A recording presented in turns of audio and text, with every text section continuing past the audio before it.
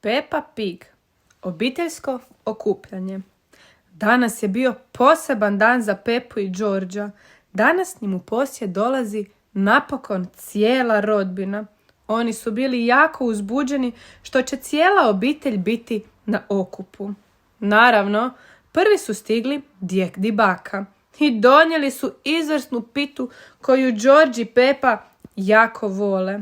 A tada stižu stric i strina sa sestričnom Chloe i bebom Aleksandrom.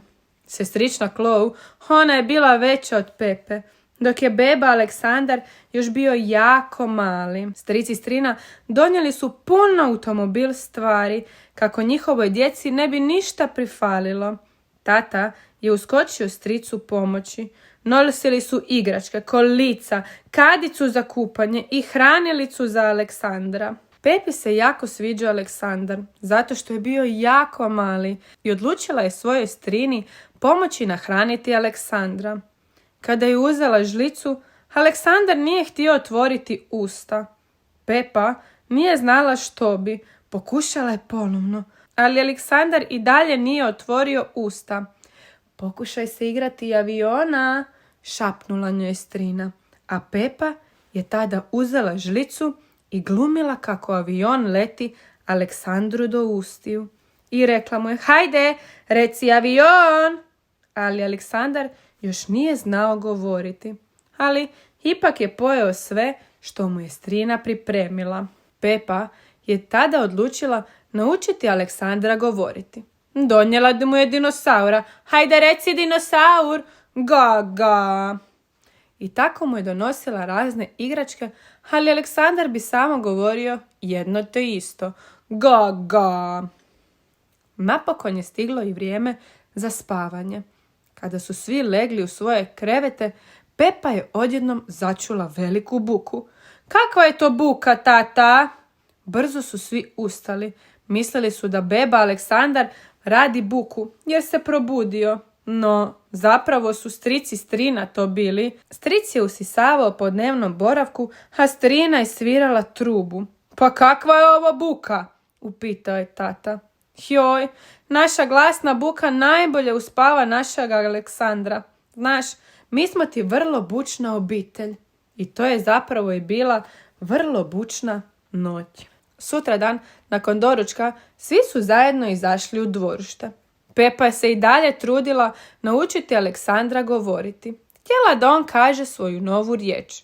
Gle ptica, gle stablo, gle trava, trudila se Peppa.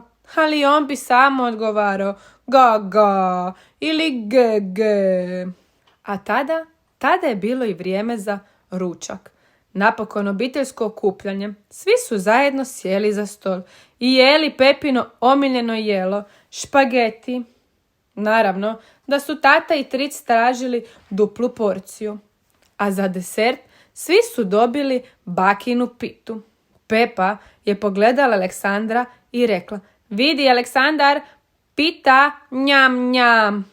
Ali Aleksandar je i dalje Peppi odgovorio, gu, gu.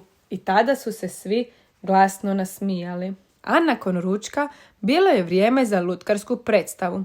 Peppa, George i Chloe odlučili su pripremiti predstavu za svoje roditelje.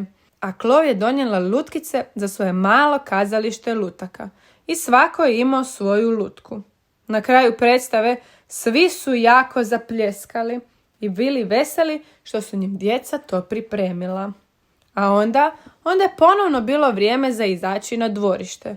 Peppa je odlučila da će ona i Chloe sada skakati po lokvicama. Aleksandru se čini to jako sviđalo jer ih je cijelo vrijeme promatrao.